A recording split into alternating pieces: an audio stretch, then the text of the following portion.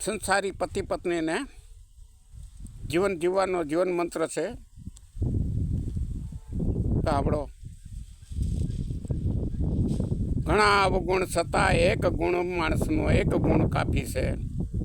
જો માણસ માગી લે પોતાની ભૂલની માફી, તો એક ગુણ છે ને એ કાફી. પતિ પત્ની વચ્ચે રીસામણું કેમ થાય છે, બસ એને જ લગતો આ લેખ લખાય છે. વાદ વિવાદમાં વાંધો પડે ને રીસામણું થઈ જાય છે. પતિ પત્નીને તેડવા જાય છે, પણ પત્ની ખોરાકી માગે છે, રીસામણે બેસે છે. બસ તેદીથી સંસારમાં આગ લાગી જાય છે.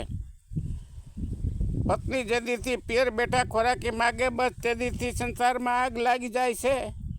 બસ તેદીથી સંસારમાં આગ લાગી જાય છે. માણસથી ભૂલ તો એકવાર થઈ જાય છે, એ ભૂલની માફી ક્યારેય ક્યાં મગાય છે. માણસની ભૂલ તો થાય, પણ ભૂલની માફી મગાય એટલે કંકાસનો અંત આવી જાય. માણસની ભૂલ તો એકવાર થઈ જાય છે, પણ એની એ ભૂલ વારે વારે થાય, બીજી વાર થાય, ત્રીજી વાર થાય, તો એ પાપને ગુનો બે ગણાય છે. ગુનેગાર અને પાપી ગણાય છે. કહે જીવી કે માફી માગી લે ભૂલની, એનો અહમ ઓગળી જાય છે. અને અહમ ઓગળે ત્યારે જ માણસ બની જાય છે. માણસનો અહમ ઓગળી જાય ને એટલે માણસાઈ આવી જાય માણસમાં.